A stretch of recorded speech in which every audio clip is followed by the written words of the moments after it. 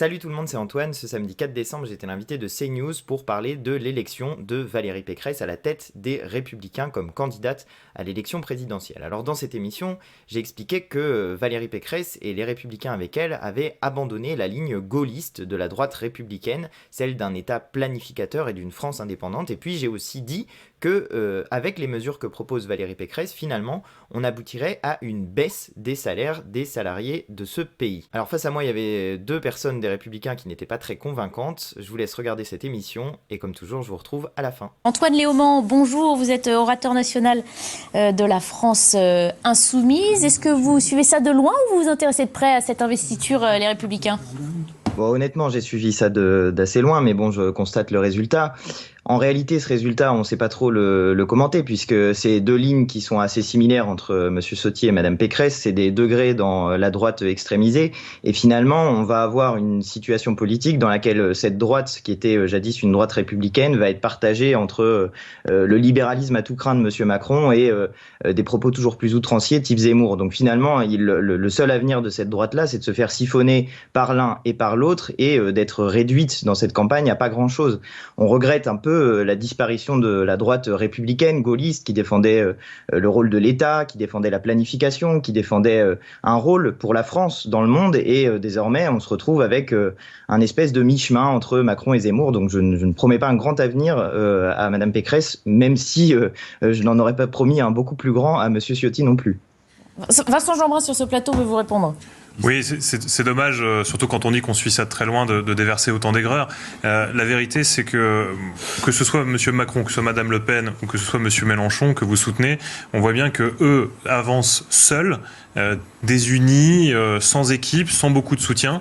Et je comprends que vous trembliez face à l'image d'une candidate qui incarne une droite moderne, qui a déjà son équipe, déjà son programme et qui maintenant a déjà sa feuille de route pour aller jusqu'à l'Élysée. Je pense, avec tout le respect que je voudrais, monsieur, je pense que vous suivez de ça d'assez loin aussi, puisque Jean-Luc Mélenchon a publié son programme en librairie il y a 15 jours, vous n'êtes peut-être pas au courant, il a une équipe de gouvernement qui est prête, et nous avons demain un meeting à la Défense qui montre que nous sommes en ordre de bataille, et nous y attendons beaucoup de monde. Donc en réalité, je pense, moi, que vous avez un problème avec une chose, c'est que ce qui appartenait jadis à la droite gaulliste, c'est quelque chose que nous défendons, nous, aujourd'hui, la planification par l'État, le rôle de l'État. Le pauvre général de Gaulle va se retrouver dans sa tombe. Non, monsieur. Quand nous défendons l'indépendance de la France vis-à-vis des États-Unis d'Amérique, vous êtes dans la logique de vous encadrer dans les règles de l'OTAN. Voilà. C'est le discours qu'a tenu Mme Pécresse tout à l'heure en disant qu'elle défendrait la France.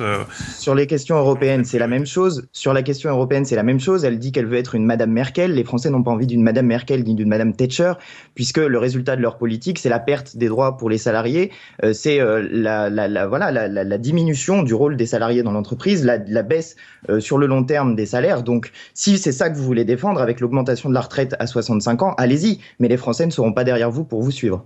Alors, il y a aussi Stéphane Le Rudulier. Oui, non, mais c'est des propos totalement caricaturaux. Ça demande, franchement, je me demande si on peut répondre à de tels propos, étant donné que tout le monde se réclame du gaullisme, même maintenant l'extrême gauche. Donc c'est quand même une information. Vous avez un scoop sur CNews. Non, plus sérieusement. Ça vous embête, non ? Les seuls capables de pouvoir redresser la France, on l'a vu, ce sont les Républicains. Par rapport au talent, par rapport à Valérie Pécresse, mais aussi l'ensemble des concurrents qui a entouré la candidate et qui va faire que nous aurons un projet crédible et qui va faire écho au niveau de la population. La seule espérance, c'est notre famille politique qui la porte. Alors je sais que ça froisse M. Mélenchon, ça froisse Mme Le Pen, ça fait trembler M. Macron, mais il va falloir s'y faire. La droite est de retour, de M. Zemmour. Et la droite, les Républicains qui sont quand même les héritiers du général de Gaulle, de Pompidou, de Valéry Giscard d'Estaing, de Jacques Chirac et de Nicolas Sarkozy. Antoine Léaumont. Et je me demande bien ce qui reste comme héritage, puisque quand je parle de planification, par exemple, c'est un mot qui n'apparaît pas dans vos programmes. Quand on parle d'indépendance de la France, vous le dites, mais vous n'avez aucune mesure qui correspond. Nous proposons, nous, la sortie du commandement intégré de l'OTAN, la sortie de l'OTAN à terme. Nous proposons sur l'Union européenne de faire opt-out sur toutes les règles. De ne pas avoir écouté tous nos débats, mais je peux vous assurer que c'est des points qui ont été évoqués.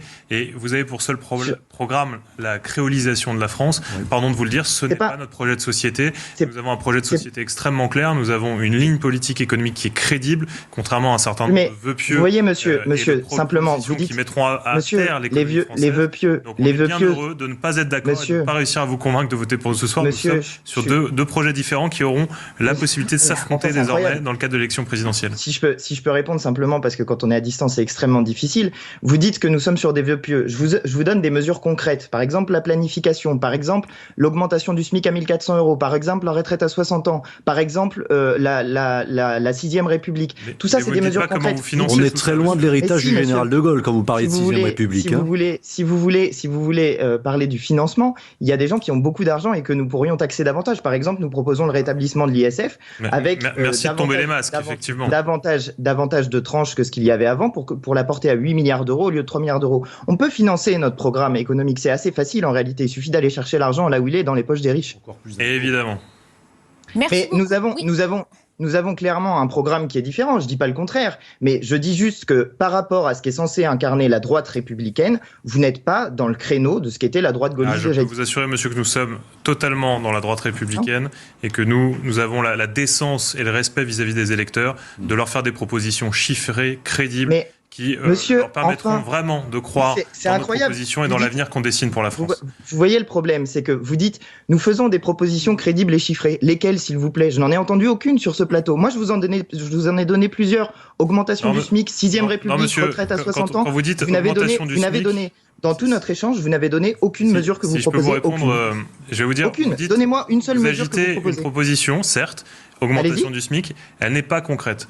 Quand Valérie Pécresse dit « moi j'augmente les bas salaires », elle donne les chiffres. Elle dit « j'augmente de 10% les salaires qui vont jusqu'à 2,5 Comment SMIC ». Et elle explique comment elle le finance, où elle fait les économies. C'est la différence entre vous et nous, c'est que vous faites de belles promesses, nous on met en œuvre de belles propositions. Non. Vous le faites avec des baisses de cotisations. Or, les cotisations, c'est du salaire. Les cotisations, c'est du salaire différé. Les cotisations, ça sert à payer la sécurité sociale, notamment. Ça sert à payer. Ça sert à payer notre modèle. On a eu ce débat sur ce plateau tout à l'heure. Elle a très bien expliqué où elle prendrait l'argent pour financer notre sécurité sociale et notre solidarité nationale. Je crois que les choses ont été très claires de ce point de vue. Quand vous dites que vous voulez baisser les cotisations, eh bien, vous parlez de baisser les salaires. C'est ça la vérité. Vous n'osez pas l'assumer parce que vous n'osez pas l'assumer parce que ça vous pose un gros problème de l'avouer aux gens. Mais quand on dit augmenter le SMIC, sont très à l'aise avec l'idée qu'aujourd'hui un patron, lorsqu'il paye un salaire, il y a des charges patronales également. C'est vrai qu'il est plus loin.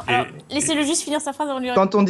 Quand on dit augmenter le SMIC, c'est un décret du président de la République. Ça peut se faire d'un trait de plume. Et en réalité, la question qui se pose derrière, c'est comment on accompagne les entreprises pour le faire. Nous sommes allés au salon du Made in France il n'y a pas très longtemps. Savez-vous ce que nous ont dit les entrepreneurs du Made in France? Ils nous ont dit qu'ils avaient besoin.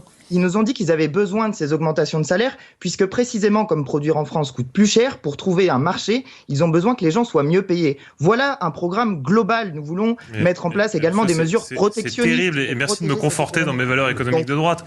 Parce que, si vous ne répondez pas concrètement aux entrepreneurs, eh ben vous n'arriverez pas à défendre l'économie en France. Je partage totalement l'idée que les chefs d'entreprise aient envie qu'il y ait plus de pouvoir d'achat pour nos concitoyens, mais ils n'ont pas envie de payer plus de charges et ils n'ont pas envie que les salaires leur coûtent plus cher. Donc la proposition de Valérie Pécresse, elle est très claire, elle est très simple. Donner du pouvoir d'achat aux Français, notamment aux petits salaires, sans que ça coûte plus cher aux entreprises. Vous avouez donc que vous allez baisser les salaires en incluant les cotisations dedans. Très bien. Vous dire le contraire. Voilà, c'est la fin de cette vidéo. J'espère qu'elle vous a plu, qu'elle vous a intéressé. Si c'est le cas, je vous invite à vous abonner à ma chaîne en n'oubliant pas de cliquer sur la petite cloche. Comme toujours, je vous invite aussi à partager cette vidéo sur les réseaux sociaux et à mettre des petits pouces bleus pour l'aider à monter dans les tendances. N'oubliez pas de me dire non plus dans les commentaires ce que vous en avez pensé, parce que moi, ça m'aide beaucoup et je les lis avec attention. Et en attendant, comme toujours, je vous dis à très bientôt pour de nouvelles vidéos.